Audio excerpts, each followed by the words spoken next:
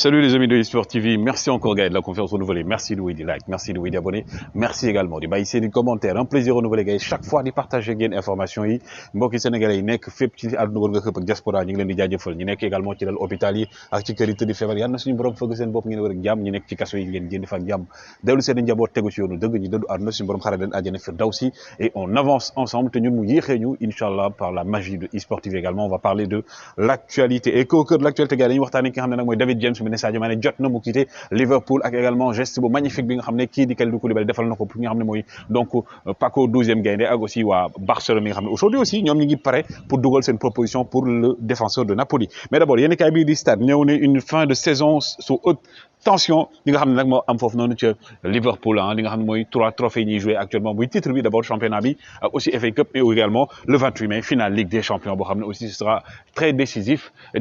plutôt pour le ballon d'or mais également record ñu def sax ñoom seen xët bu njëkk ne quel podium pour le ballon d'or ndax instant yi Sadio Mané kii di Karim Benzema ak aussi Kevin De Bruyne ak Mohamed Salah ñoom ñooy favori yi par rapport li nga xam mooy ballon d'or bi léegi kay bi l'équipe moom ne remaniement sur les bancs di wax ne moom sa France moom li nga xam mooy entraîneur yi moom ñu bëri dañ fay jógee Mauricio Pochettino nag moom mi ngi ngooy ci chaise Paris Saint-Germain mais Paris Saint-Germain fi mu ne nii da cee doyal ndax dañoo bëgg am entraîneur boo xam ne tey dina mën a ñu passé beneen cap moo tax actuellement ñoom daal ñu ngi def ay recherches Zinedine Zidane daal la ñuy forcer fi ni mu ñëw fa VAR bi nag également ni mu ko waxee saa su nekk mbokk yi s'il vous plaît nañu jàppale suñu frère Souleymane Sylla boo duggee ci li nga xam mooy lien Kopar Express bi da nga xam ne carrément avancé wul niñ bëggoon mu avancé comme je l'ai dit chaque fois ma defee vidéo ci kaw dinaa def numéro de téléphone pour Wave ak Orange Money mais également lien Kopar Express bi ñi nekk ci Tugal fépp foo mënti nekk États-Unis Canada boo fa duggee di nga mën a def sa dépôt ñeneen ñi nga xam ne également mënuñu ko utiliser ñu envoyé par Western Union wala bokk par Ria boo leen inboxé si deuxième numéro bi dinañ leen jox information yëpp d'abord li ngeen gis ni mooy statut bi nga xam ne waa Manchester City moom lañ def pour rendre hommage ki nga xam ne nag moom mooy donc Kun Agüero mi nga xam ne moom bu leen fàtte à la 93e minute gars yi la dugal bi nga xam moo tax ñoom ñu nekk champion pour une première dans leur histoire également moom mii di Kun Agüero pendant ça également Coutinho xam ngeen ne léegi signé na définitivement jóge na définitivement fi nga xam ne mooy donc FC Barcelone mais teewul da leen rendre hommage mu ne visca Barça vive le Barça nee na moom rêve moom nekk xale mooy jouer Barcelone te joué na fa ak trophée yi mu fa gagné yëpp mun lu dul delloo leen njukkal li nga xam ne également mooy maillot waa Borussia Dortmund na gars yi lii mooy seen maillot bi nga xam ne mooy maillot à domicile bi ñu war a sol déwoon ngeen gis ko ni muy maillot bu yàññ boo xam ne également supporteru Borussia Dortmund yi bientôt mu ngeen ko jënd boo la nekkee Allemagne wala fenn am original bi lii nag aussi di maillot waa Juventus de Turin saison prochaine également maillot bii la ñuy sol ñoom gis ngeen ko Morata moo ko sol fii nekk maillot boo xam ne déwoon à domicile moom it ñoom la ñuy sol les joueurs d'Italie les joueurs de la Juventus de Turin waa Monaco nag ñoom seen maillot nii lay mel mooy l'équipe donc de ki nga xam mooy Crépin Diatta Nicolas Jacobs également Sofiane Diop lii mooy donc gars yi maillot bi nga xam ne ñoom dinañ ko sol déwoon aussi à domicile donc instant yi gars yi ñu ngi def promotion seen maillot yi pour teel a préparer équipe yi ak supporters yi li nga xam ne nag mooy Paris Saint-Germain selon également le Parisien Times lii mooy nar a nekk seen i maillot déwoon nee na ñoom maillot yi nii la war a niróol donc ñoom loolu la ñu wax nañ bi mooy à domicile bi ak également extérieur bi ñaari maillot yi la ñu fësalagum donc à confirmer par rapport ak ça mais ce qui est sûr mooy que ne Kylian Mbappé moom bokk na ci photo yi nga xam ne mooy photo présentation maillot yi mais nag gars yi dañ ne loolu est ce que tax na Kylian Mbappé des parce que fàttaliku leen Messi noonu la defoon ak Barça photo yi nga xam ne mooy maillot da cee bokkoon et tout mais teewul finalement dafa jóge foofu noonu du côté du Paris Saint-Germain même si Messi dernière minute la fa jógee parce que gars yi dañu mënuñu ko signer contrat Donnarumma moom nee na actuellement moom du côté du Paris Saint-Germain année bi dafa bëgg prouver parce que nee na joué wul match yu bëri nee na sur 100 matchs 50 yi la joué et que aujourd'hui nee na lu bëgg ki nga xam ne tamit mooy Navas da ko respecté mais déwén il faut que dirigeants yi jël li nga xam ne mooy seen décision yi nag ki nga xam ne mooy Nicolas Anelka moom nee na ki nga xam ne mooy Kylian Mbappé boo bëggee jëlee ballon d'or foog nga jógee Paris Saint-Germain waaye it boo bëggee dem championnat bu dëgër bu am physique et tout championnat Angleterre mooy nekk championnat boo xam ne baax na ci yow mën nga fa jógee également boo bëggee jël ballon d'or wala bokk nga dem Real de Madrid loolu daal la ko daal di conseiller ci loolu nag également une victoire qui compte comme Conte comme Antoine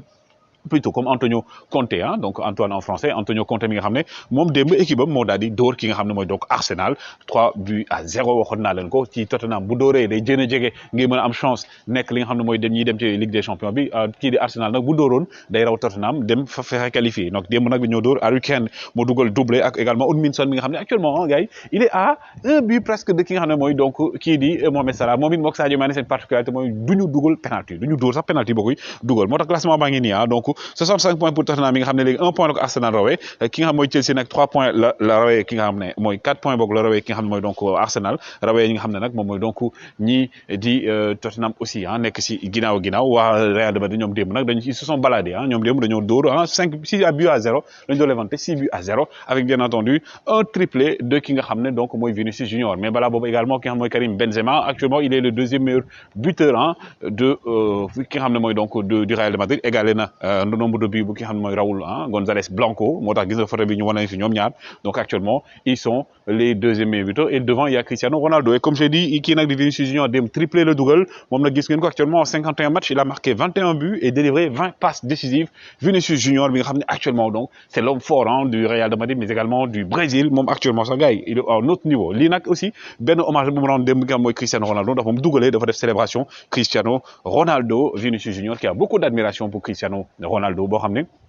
tey gannaaw brésilien yi moom mooy idolom et aussi l'équipe nga xam ne moom mooy rivalu waa Real de Madrid mu Atlético Madrid ñoom nag fi mu ne nii bëgguñu prolonger li nga xam ne mooy préwu Antoine Griezmann maanaam ñoom daal selon les informations dañoo bëgg Griezmann delluwaat fa nga xam mooy ci Barça ndax faseeruñu ko fay ndax Griezmann ren moom li mu fa wane mu fa dara ba tax na ñoom fi mu ne nii bëgguñu contrat bi continuer mais ñi nga xam ne également gars yi ñoom jamono ji kafatuñu mooy waa FC Barcelone ils sont sur 3 pistes 4 pistes parce que mooy Lewandowski mooy seen priorité ak Kalidou Koulibaly ak également Rafinha à défaut ñu am ki nga xam ne mooy Morata nga xam ne nag mooy Robert Lewandowski gis ngeen ko pour man kii kuy wax waxu attaquant ba ñëw si Lewandowski da ngay toog bu dee dugal rek mooy football bu dee football dañ ko yemal ci dugal Lewandowski ñoom ñëpp lay fumé muy ñoom Benzema ñëpp lay fumé parce que depuis 2016 gars yi imaginez depuis 2016 gars yi il est entre 40 à 40 buts minimum gars yi kii du moroomu kenn gars yi et lii comme je l'ai dit c'est le meilleur buteur de l'histoire actuellement du football actuellement si année yi nekk nii mais nag moom gars yi dañ bu fekkee ne option dem Barcelone gars yi Bayern bëgguñu ko bàyyi ki nga xam mooy Morata lañ jël ciblé ko pour mu nekk seen attaquant mais Sadio Mané bokk ci priorité yoo xam ne moom gars yi buñ ko nëbba ñoom fi mu ne nii Sadio Mané ak Lewandowski daal ñoom ñooy seen priorité buñ ko amul jël Morata Sadio Mané mi nga xam ne également David James ancien gardien de Liverpool gars yi nag ñi ko xam dina ko doon seetaan football xam nañu moom lañ doon woowee Calamity James comme calamité man da doon def ay erreurs yu bëri le gardien anglais et tout moom nag tey comme consultant la nee na Sadio Mané il doit quitter Liverpool bu fekkee ne am na proposition bu baax a baax parce que nee na premièrement lui il n'est pas anglais donc bu jógee Angleterre ay adaptation yooyu noonu moom yooyu du ko sonal donc il peut se refaire en plus c'est un joueur boo xam ne il est extraordinaire et que seetlu na ne tey Sadio Mané par rapport ak situation au Liverpool ba léegi waxaguñ dara lu leer donc aujourd'hui ak niveau bi mu yor nii ak talent bi mu yor actuellement nii c'est le moment bu gisee proposition mu dem parce que heure bi dafa toll joueur boo xam foofa tollee ba dem ba yëg sa bopp xam ne instant yaa ngi toj boo amee proposition bu ko jar da ngay daal di dem donc il faut mettre les sentiments de côté et que Sadio Mané aujourd'hui nee na au vu de sa situation moom bu ko doon conseil daan ko Sadio Mané quitte Liverpool si tu as une très bonne occasion maintenant nag nee na supporter Liverpool du ñu d'accord benn yoon Sadio Mané dem parce que ñoom bu ñu seen Sadio Mané dafay jeexalee carrière am mais également football dafa toll foo xam ne gars yi saa yi da ngay xool say intérêt da ngay xool say gis-gis moo tax nag ki nga xam ne mooy David James nee na aujourd'hui donc lui s'il avait quelque chose à conseiller à Sadio Mané mooy ko ne Sadio boo amee condition proposition bu ko jar ñu jox la koppar bu ko jar nga gis également projet boo xam ne jar na ko il faut quitter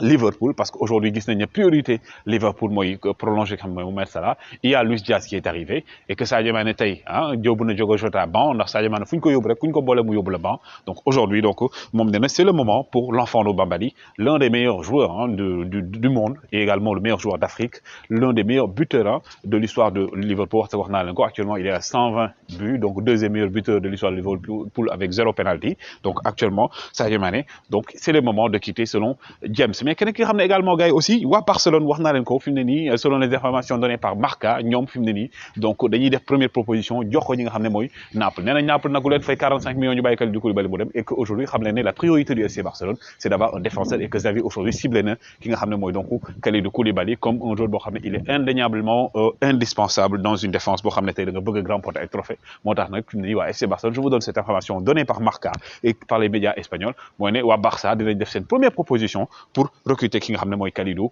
Koulibaly le président de la défense de l'équipe nationale du Sénégal le roc de la défense li nga ko dit le mur de Gorée aussi donc moom ngoog Kalidou Koulibaly bi nga xam ne aujourd'hui il est courtisé par Chelsea par également Manchester United Manchester City et aussi ñi nga xam ne mooy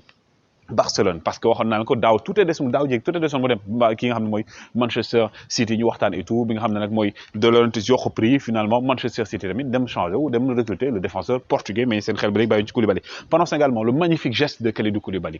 geste bi mu def mooy Paco 12e gaynde gisoon ngeen ko fu muy casse et tout par rapport ak situation gars yi ni ñu koy bañee muy jege joueurs yi te bu kii influenceurs yi ñëwee gars yi xam rek mooy ñi naan ay influenceurs parce que Sénégal xamuñu sax luy influenceur donc dañ ko doon tere mu ñëw moom nag Kalidou Koulibaly da ko invité ci seen match bi war a amee si xam mooy stade Diego Armando Maradona contre Genoa donc pour mu ñëw daal di koy seetaan loolu nekk loo xam dañ koy rafetlu parce que Paco c'est quelqu'un boo xam ne il représente le Sénégal saa yu Sénégal dem fenn da nga koy gis mu dem foofu tey mooy suñu père Thiam et je pense que c'est quelque chose boo xam ne c'est à saluer. En tout cas les gars c'était les informations que je voulais vous donner toujours un plaisir de vous servir. N'oubliez jamais notre frère Souleymane Sylla lu ci waay mën na ko ci jàpp tey dama bëgg tey gars yi ñu dépasser li nga xam ne moom lañ amagum toujours un plaisir de vous servir jaa ngeen jëf et à tout à l'heure.